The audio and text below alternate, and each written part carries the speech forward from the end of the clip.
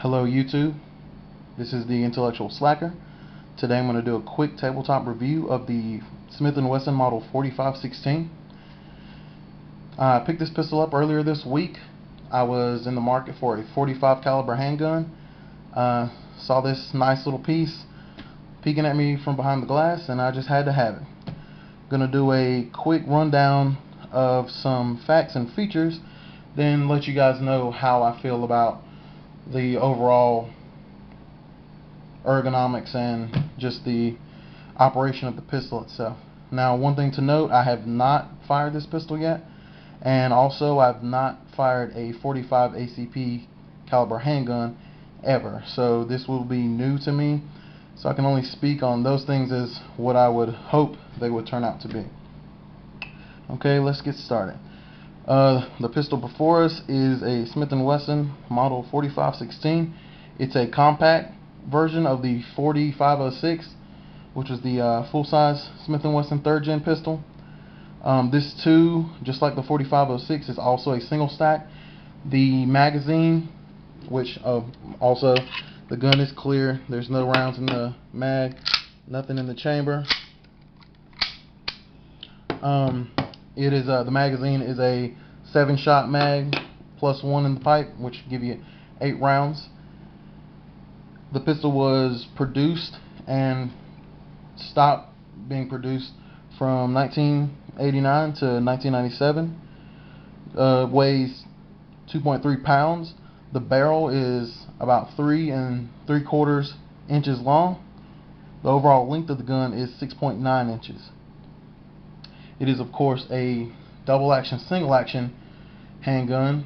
It features a decocker safety, so when the gun is put into safe, if the hammer is back, it decocks the hammer. It's a full stainless steel construction, which of course would be the reason for the increased weight of the gun. It features 3-dot fixed sights. They can be adjusted for windage. This gun is used, but the sights are actually in pretty good condition, and they're, white sights, not night sights. I believe you can get a set of those from maybe Trijicon. Not really sure. I have to check that out. Overall, again, not having fired the gun, so I can't really tell you anything about performance.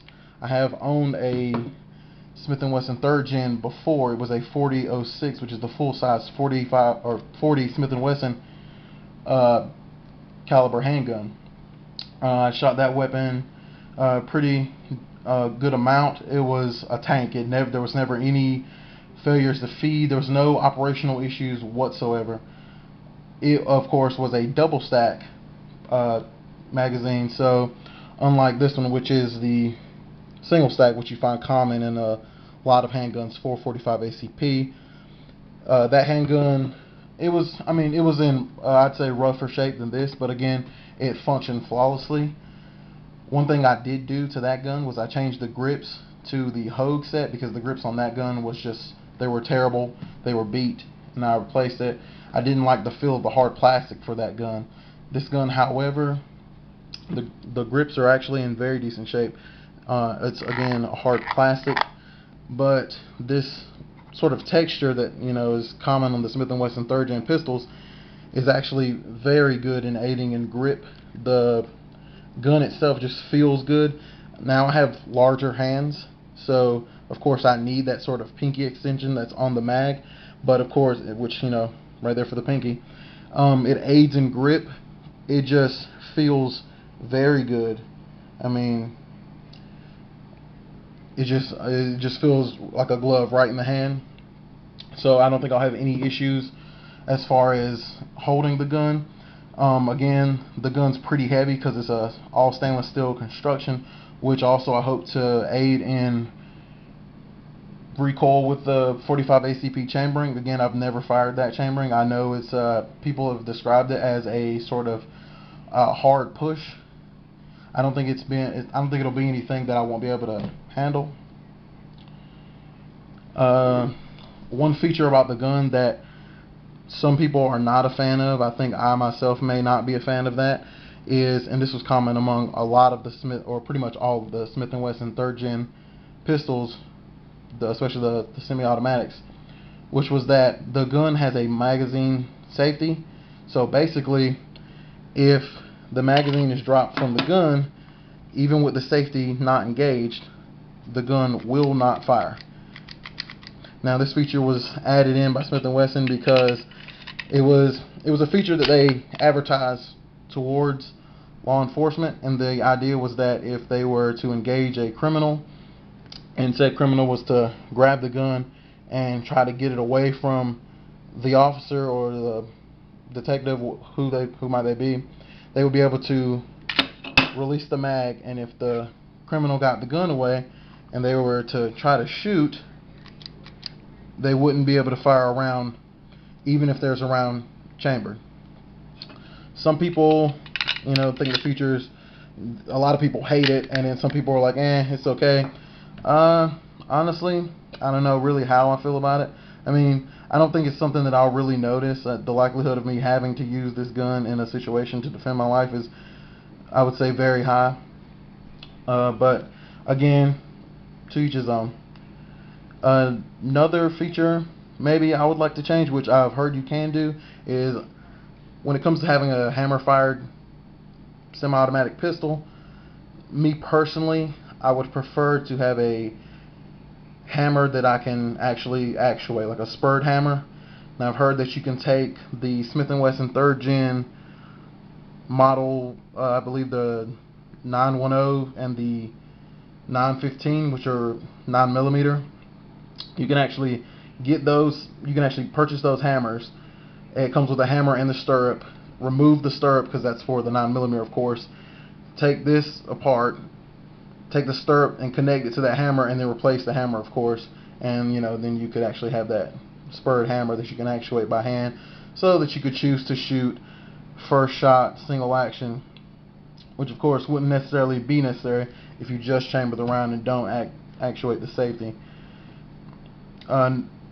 Another feature I want to mention, which I'm not really sure if it's necessary or could even help anyone, but I just thought it was interesting because I've not really encountered this on any other handgun that I've ever got to fumble around with. When you engage the safety on this gun, if the magazine was in it, a lot of pistols you have to take it off safety to chamber a round. This gun, however, if you keep the gun on safety, you can rack the slide, chamber a round, and the gun will stay on safety. I learned about that feature with the 4006 that I own, when the first time I racked the slide and did not disengage the safety, just to see if it would do it, which, I mean, just sort of fumbling around with the gun, and I totally pinched myself with the nail. Or hammer. Nail.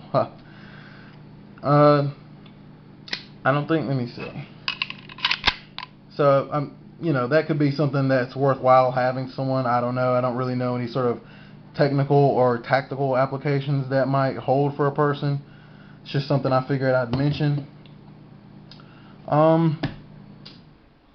I'd say overall I'm pleased with the purchase thus far. Again, haven't shot it yet. Hope to get that done pretty soon. Otherwise, I think, it's just a solid gun. And I had the 4006. It was a tank. I expect the same thing from this one. It's just, again, and of course aesthetically, it's just a very nice looking gun. Well, I think I'm going to go ahead and wrap this up. I hope this little vid was informative to everyone who sees it. Hope you guys enjoyed it. This is the Intellectual Slacker, and I'm signing off. Hope you guys have a nice day.